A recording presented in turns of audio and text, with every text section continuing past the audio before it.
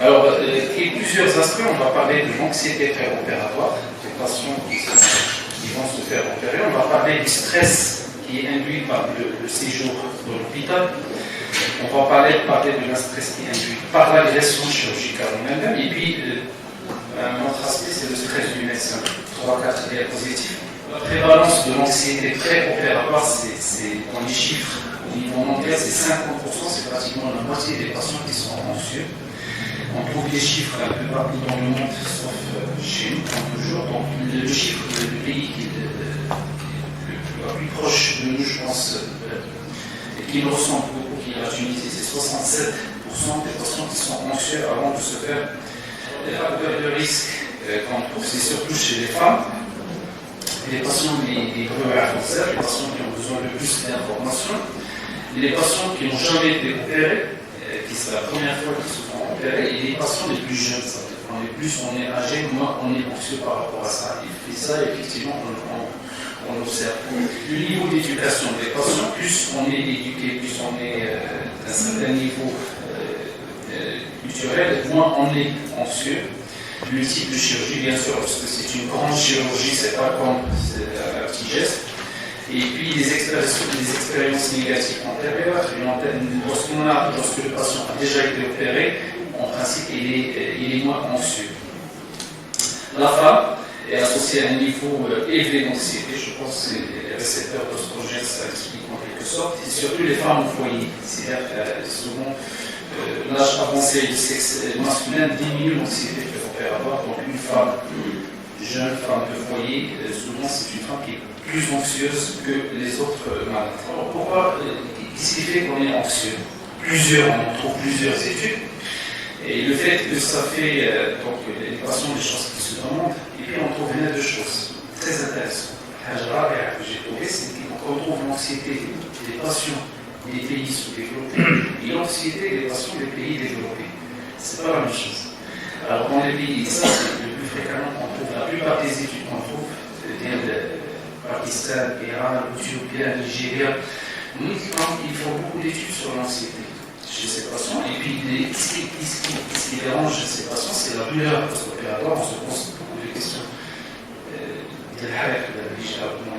C'est l'incapacité, c'est-à-dire qu'on va se trouver dans cette situation où dans les sociétés, il y a plus d'heures, donc ils se posent des questions par rapport aux toilettes, ce qu'ils vont faire, la perte de l'indépendance, la séparation de la famille, les difficultés financières, comment je vais faire pour payer l'hôpital si je vais rester encore plus, ou bien si j'en demande beaucoup de matériel, la peur des chirurgies. Donc, dans cette autre étude, c'est une peur d'origine inexpliquée, la peur de la mort, la peur des complications post-opératoires et la peur de la douleur post-opératoire. Une autre étude encore, donc c'est la peur de la douleur, de l'invalidité, donc c'est des choses qui sortent à chaque fois. Une autre étude, parce que c'était en Turquie, c'est le sentiment, là on change, bien sûr, Nigeria, c'était un peu différent, c'est le sentiment d'abandon.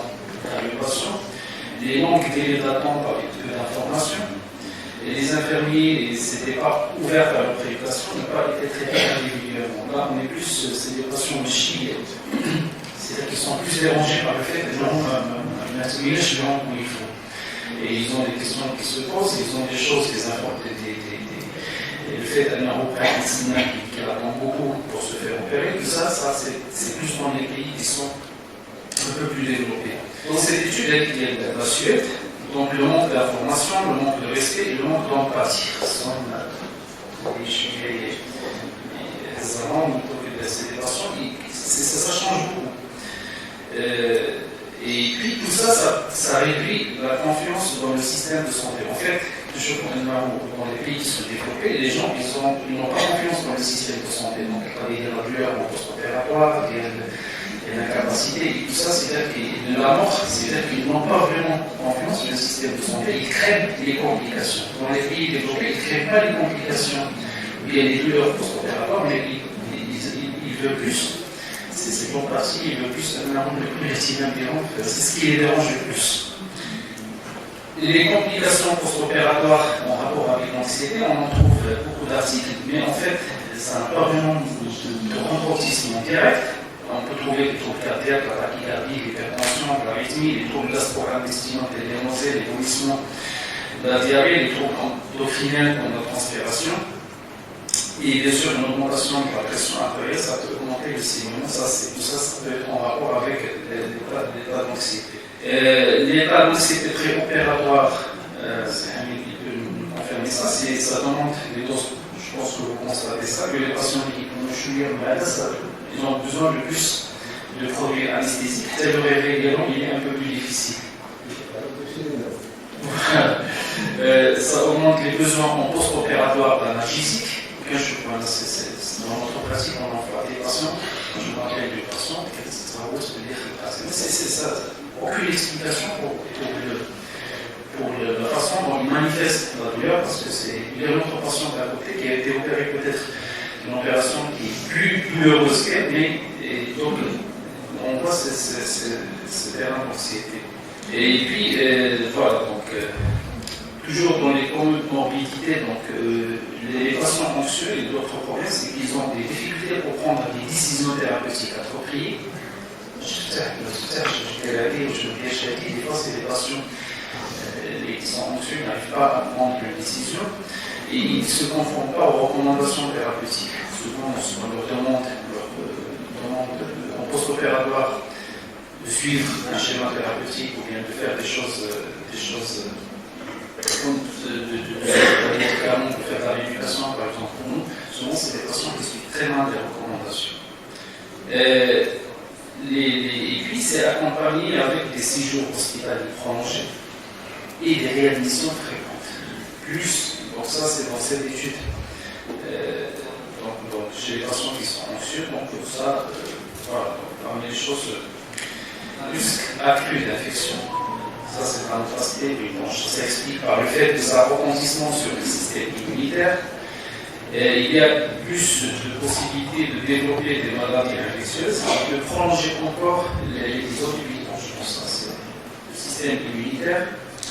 Du moment où il y a des niveaux plus élevés de corticoïdes et de glucocorticoïdes qui ont un effet néfaste sur différents composants de cicatrisation, même la cicatrisation de la plaie, il y a un problème, comme le stress et perturbe la production de cytokines pro-inflammatoires qui sont très importants pour la cicatrisation des plaies. Et ça, on le constate. Moi, j'ai une personne qui est hospitalisée actuellement et puis on trouve une difficulté. Ça se voit que c'est quelqu'un de très stressé, ça se voit qu'on trouve des difficultés pour bien le cicatriser. Donc, ça retentissement même sur la cicatrisation. Je pense que ça rentre dans le cadre du système immunitaire et complet.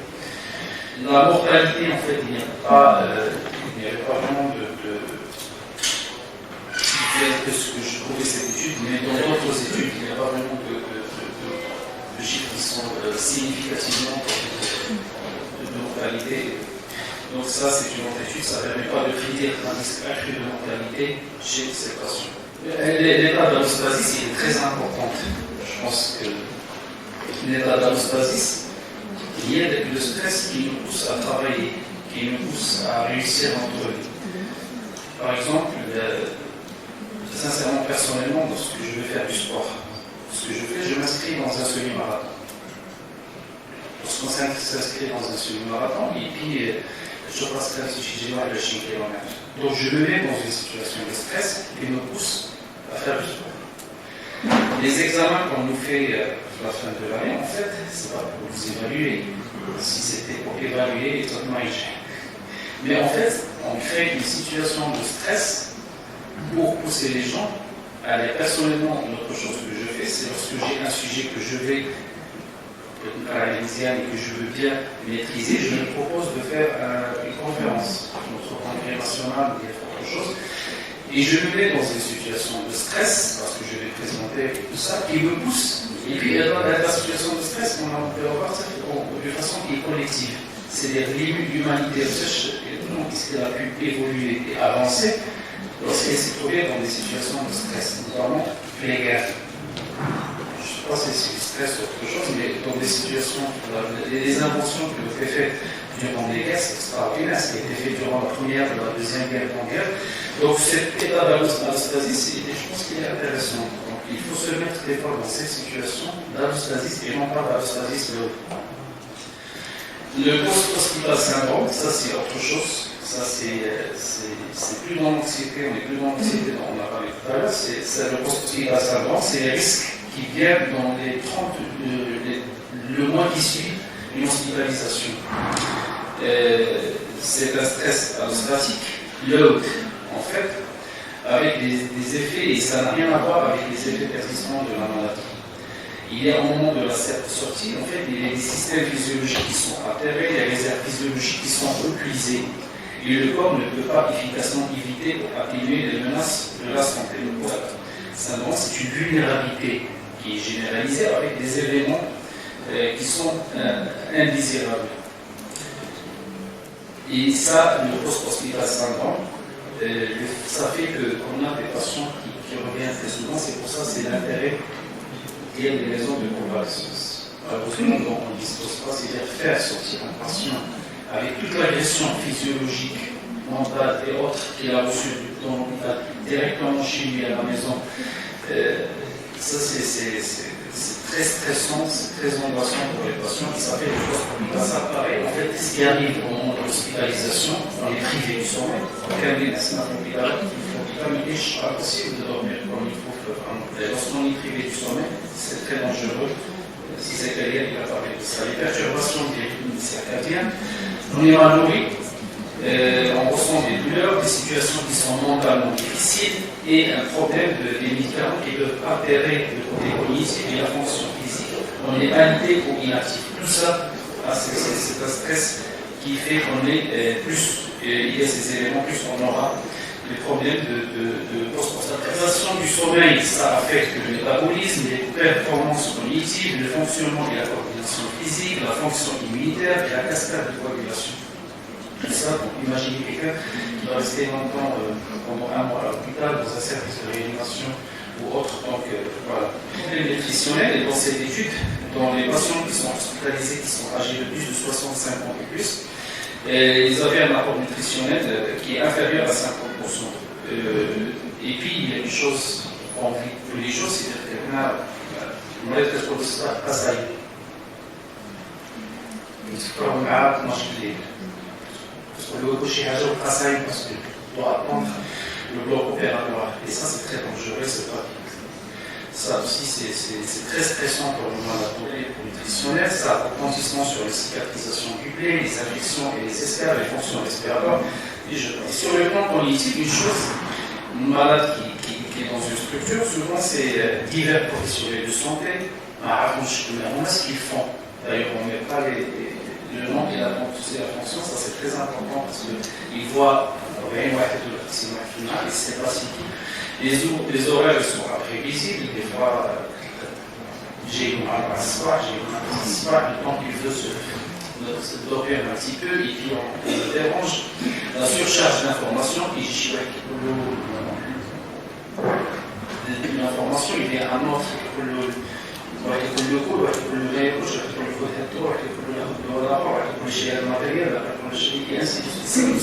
ça dérange. Le stress hospitalisation peut provoquer le délire. Et ça, c'est surtout chez les patients âgés qui sont adultes avec des problèmes médicaux et pas forcément que ce délire est d'origine organique, mais c'est le stress qui peut donner aussi le délire. Donc, plus le sujet a la différence de l'entité, plus le sujet est âgé, plus il y a une fragilité, un déclin cognitif et physique. Donc faites attention aux sujets âgés qui sont hospitalisés, ils sont plus susceptibles de faire du syndrome post-hospital syndrome. Donc ils sont liés à l'hôpital et on en a parlé, mais surtout on insiste sur ces relations avec le personnel. C'est très important dans cette étude, c'est surtout la relation avec le personnel qui est déterminée. La réponse, là c'est une autre réponse, c'est la réponse au stress qui est induit chirurgicalement, en fait un traumatisme chirurgical ou un traumatisme tout court, ça envoie des impulsions du site blessé de l'hypothalamus avec tout ce qui va en découler, donc avec production, libération des hormones hypophysaires, notamment le cortisol. Et donc c'est un processus neuro-endocrinien métabolique et inflammatoire. Il y a une surexpression des médiateurs et la suppression immunitaire expose le patient à une augmentation des risques de complications péri-opératoires. C'est le geste chirurgical lui-même qui qui va agresser aussi le système neuro-endocrinien, qui entraîne aussi une situation de stress avec la sécrétion de plusieurs hormones, hypermétabolisme, hypercatabolisme, une fente musculaire, une altération de la fonction immunitaire, problème sur la cicatrisation des plaies, et ça peut entraîner même une défaillance des organes. Donc c'est la réponse du corps à cette agression, plus le geste chirurgical et les lourds, plus cette réponse elle est importante. Le cortisol, donc le stress chirurgical,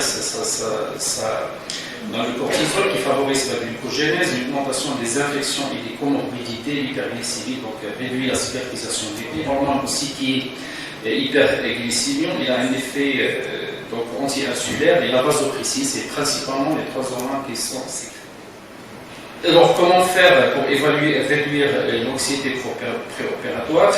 Mise en place des interventions éducatives préopératoires, des médicaments, de fournir des méthodes de traitement, non seulement l'éducation préopératoire, c'est ce qui est le plus important, c'est un cadre d'information générale, des brochures qu'on doit donner aux patients où tout est expliqué, où est-ce que vous allez partir, lorsque vous allez entrer au bloc, vous allez trouver telle chose.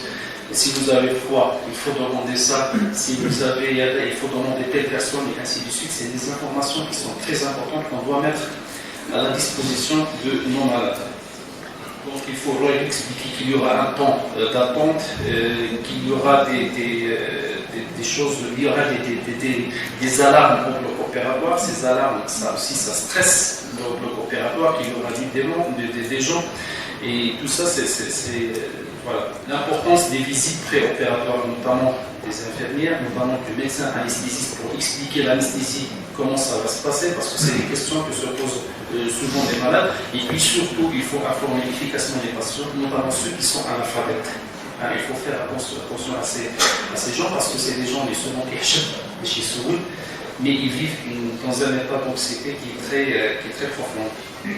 L'assurance, donc il faut assurer comment ça va se passer en post-opératoire, comment ça va se passer, donc on a parlé de l'induction. Alors la prémédication, bon, on a toujours appris qu'il faut donner de la benzodiazépine, clorazépam, du diazépam, mais apparemment, lorsque j'ai revu la littérature, ça ne sert à rien, il ne faut pas donner. Vraiment, c'est plusieurs articles que j'ai trouvés, prémédication n'améliore pas l'expérience du patient. Et puis, une chose que j'ai trouvée qui est très intéressante, c'est surtout les Iraniens qui ont beaucoup d'études, c'est la récitation des Coran.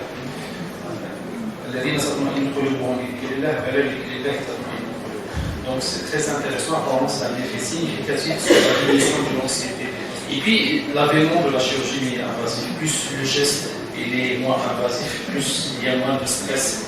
Voilà. Donc un petit mot sur l'impact du stress sur le chirurgien, que ça mérite vraiment notre présentation. Donc il y a la chirurgie, il y a les compétences techniques, mais surtout ce qui est le plus important, c'est les compétences non techniques.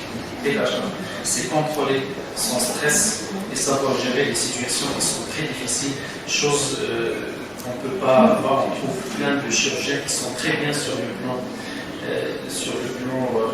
théorique, sur le plan chirurgical, mais du fait qu'ils n'arrivent pas à gérer le stress, parce que souvent, ça nous arrive au sein du bloc opératoire pour plein d'opérations.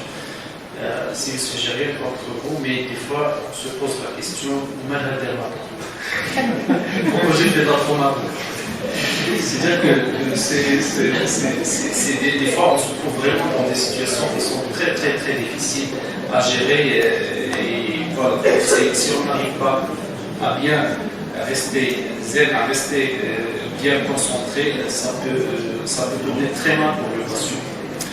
Des niveaux excessifs de stress ça peut compromettre donc les stress. C'est parce qu'il manque dans notre contexte, le manque de moyens, le manque de ça, on ouvre des portes, on ouvre pas ça. La pression du temps, parce qu'on a un autre patient qui attend à se faire opérer et on doit terminer rapidement le premier, sinon il va refuser de vous faire passer le deuxième malade. Donc tout ça, ça entraîne une situation de stress très difficile. Et puis, le très intéressant, c'est qu'au Royaume-Uni, il commence, pour la formation des chirurgiens, il commence à inclure ça dans le consensus de formation des chirurgiens. En conclusion, donc, pour gérer l'anxiété de ces patients, il faut communiquer avec les gens. Le problème, c'est que ce qui nous arrive, c'est parce que plus on travaille, il y a cette épisode de la compassion. C'est-à-dire qu'il faut communiquer, il faut expliquer. Voilà. Et je vous remercie.